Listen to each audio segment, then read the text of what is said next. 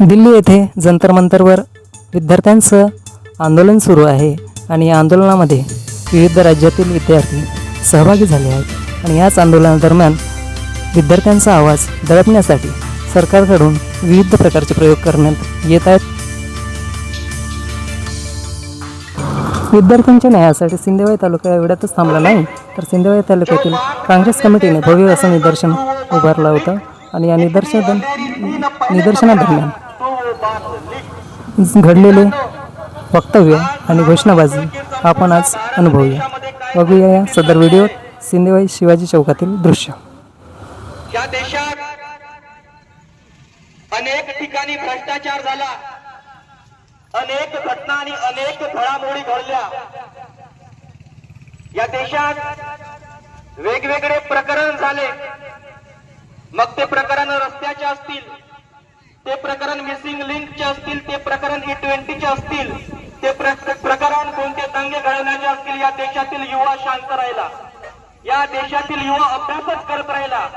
पण मित्रांनो, जेव्हा वेळ शिक्षणाची आली, जेव्हा वेळ एज्युकेशनची आली, त्यावेळेस मात्र या देशातला युवा घराच्या बाहेर रस्त्यावर आला, जंतर मंतरवर तुफान घेऊन आला. सरकार म्हणतंय की जो कोणी सरकारच्या विरोधात आवाज उठवतो आहे तो पाकिस्तानी आहे, तो चीनी आहे, तो देशद्रोही आहे, तो आतंकवादी आहे, तो अर्बन नक्सलाईट आहे. आणि सरकार पुन्हा म्हणतंय की तो भाड्याचं काय काय आहे. अरे मित्रांनो, जर तुम्ही भारतीय संविधानाला मानता तर भारतीय संविधानातील कलम 19 असं सांगते की या देशातील प्रत्येकाला भाषण करण्याचं स्वातंत्र्य आहे, प्रत्येकाला बोलण्याचं स्वातंत्र्य आहे, प्रत्येकाला त्याचे विचार व्यक्त करण्याचं स्वातंत्र्य आहे. तुम्हाला तुमचा आवाज सरकारपर्यंत पोहोचवायचा असेल तर उपोषण करण्याचं स्वातंत्र्य आहे, आंदोलन करण्याचं स्वातंत्र्य आहे. ते संविधान जेव्हा भारतीय संविधान देते तेव्हा या देशातील तरुण एक होतात आणि आपला आवाज, आपले हक्क, आपले अधिकार सरकार समोर पोहोचवण्यासाठी दिल्ली येथील जंतर मंतरवर उपोषणाला बसतात. मागणी फक्त एकच होती की या देशातील केंद्रीय शिक्षण मंत्री धर्मेंद्र प्रधान यांनी राजीनामा द्यावा. 20 दिवस 21 दिवस उलटून गेले, राजीनामा आला नाही. राजीनामा आला नाही तर या निगरगट्ट सरकारमधील कुठलाही प्रतिनिधी त्यांच्या समोर बोलायसाठी आला नाही, कारण या सरकारकडे वेळ नाही. वेळ का नाही तर ईव्हीएमच्या बळावर निवडून आलेलं सरकार हे हुकुमशाही सरकार झालेलं आहे. या सरकारकडे विद्यार्थ्यांच्या, जनतेच्या, तरुणांच्या, युवकांच्या मागण्यांचा आवाज ऐकू जात नाही, कारण हे सरकार आज बहिर झालेलं आहे. मित्रांनो, विद्यार्थी म्हणत होते की धर्मेंद्र प्रधान यांचा आम्हाला राजीनामा हवा आहे, पण त्या सरकारने राजीनामा तर दिला नाही, त्या विद्यार्थ्यांकडे जाऊनही पाहिलं नाही. मित्रांनो, आपण बघितलं की ज्या दिल्ली येथील जंतर मंतरवर सोनम वांगचुक नावाचे एक प्रसिद्ध व्यक्ती, एक सायंटिस्ट, एक अभियंता उपोषणाला बसले होते. कशासाठी तर विद्यार्थ्यांच्या मागण्यांसाठी. त्या सोनम वांगचुक नावाच्या एका प्रसिद्ध व्यक्तीला ही इथली लोक, जी अनपढ लोक म्हणतो मी, ती लोक म्हणतात, अंधभक्त लोक म्हणतात की सोनम वांगचुक चीनचा एजंट आहे, सोनम वांगचुक डुप्लिकेट आहे. अरे त्यांना सांगतो, सोनम वांगचुक यांना ओळख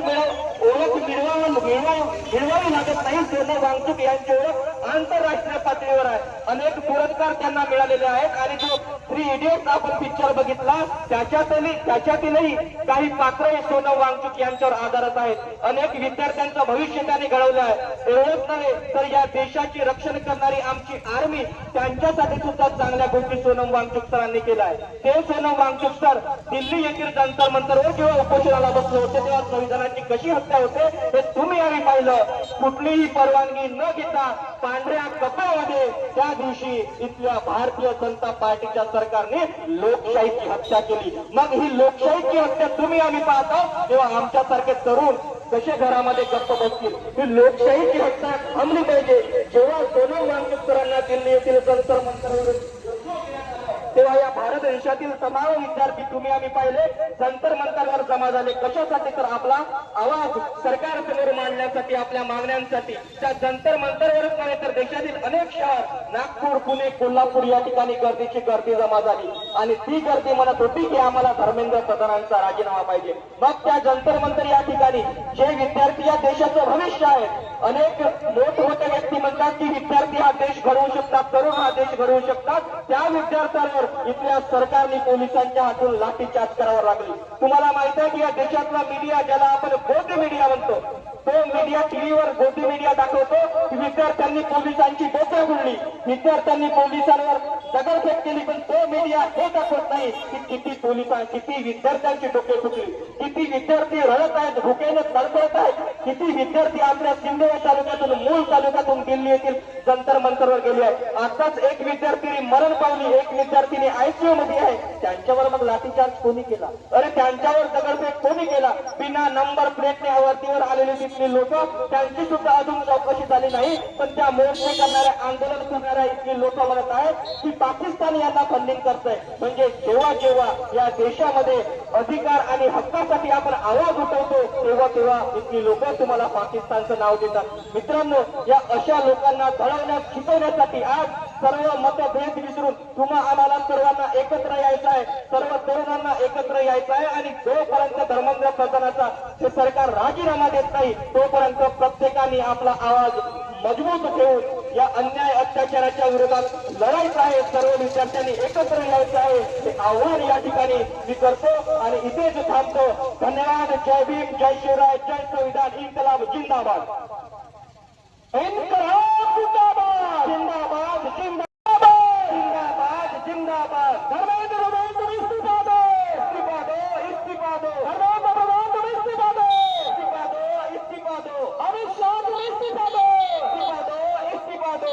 राहुल जी तुम संघर्ष करो, हम तुम्हारे साथ हैं. राहुल जी तुम संघर्ष करो, हम तुम्हारे साथ हैं. बिजू भाऊ आप संघर्ष करो, हम तुम्हारे साथ हैं. बिजू भाऊ आप संघर्ष करो, हम तुम्हारे साथ हैं. अरे या सरकारचा करायचं काय? खाली डोका वरती पाय. अरे या सरकारचा करायचं काय? खाली डोका वरती पाय. इन्कलाब जिंदाबाद, जिंदाबाद, जिंदाबाद. अरे इन्कलाब जिंदाबाद, जिंदाबाद, जिंदाबाद. अरे या सरकारचा करायचं काय? खाली डोका वरती पाय. अरे या सरकारचा करायचं काय? खाली डोका वरती पाय.